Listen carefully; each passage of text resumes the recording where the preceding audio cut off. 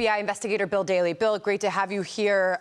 You have been with us throughout this story, and it's been 3+ weeks now. And it does feel like there's a degree of lost support from the public watching this case, perhaps some skepticism over how this investigation is being run. Where are your thoughts on that? Well, Sandra, I think that it has been 3 weeks. This is a more complicated case than all of a sudden have, I call this aha moment, where you have an immediate suspect or suspects that are kind of in near proximity to this case. You kind of round them up and it kind of moves forward towards prosecution. This one's a bit more complicated. We've talked about this before with regard to the crime scene. The evidence being collected needs to be processed.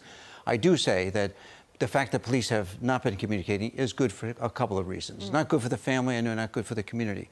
But from an investigative standpoint, it A, doesn't provide information to the killer or killers, or it doesn't provide information to people who are potentially be interviewed, where they could be polluted by things that they say. And thirdly, it doesn't pollute the prosecution, which is very key in this, is they need to keep their eyes on the long game here. And that is, when they catch the person, and I believe they will, hopefully sooner than later, they need to look for a prosecution and make sure that nothing's been tainted or could be used to reverse a prosecution against that person. You sound optimistic and hopeful that the investigation is progressing, and hopefully we will learn more very soon. Bill, we're learning a bit more about the possible point of entry for this suspect. We can put up sort of this diagram that shows the Idaho home off-campus home floor levels, the first floor, the second floor, the third floor. It appears that Kaylee Congalva's father believes that the suspect chose to go upstairs. He believes that the girls upstairs were targeted because of the point of entry on the second floor. The suspect chose to go upstairs.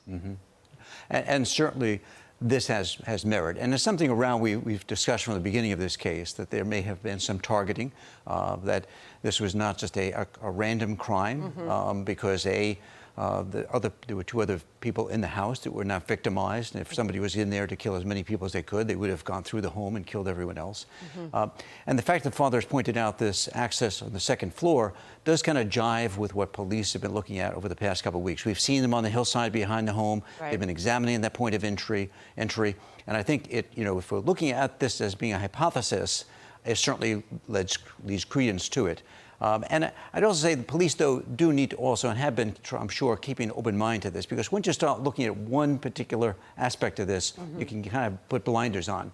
And I'm sure they're trying to look at kind of a broad spectrum of potential suspects and reasons why these 4 young people were killed. This is so brutal for a father to even imagine this. But Kaylee's father, as you just saw in that interview, appeared on Lawrence Jones Cross Country, and he goes on to hint that his daughter's wounds were significantly more brutal, also indicating to him, he says, that perhaps she or her friend that were upstairs were targeted. Listen. Their means of death don't match. Maddie's They don't. and Kaylee's cause of death, it does not match based on the autopsy report. They don't match. Their points of damage don't match. I'm just gonna say it. It wasn't leaked to me. I earned that. I paid for that funeral. Just so heartbreaking for these parents, what they're going through. But he seems to be drawing some conclusions based on what he has been told from police so far. What did you make of that? Yeah, I think, it would concur with the other elements of this hypothesis, is that if they were the targets of it, that this was a very personal type of attack and assault. Certainly, we've talked about at the beginning of this, where stabbings are up-close, personal type of assaults. And the fact that no one is going to reveal themselves so far as being potentially the person who was going after it means that maybe there was something that went on some time ago. It doesn't mean that it happened that night or a week or 2 before.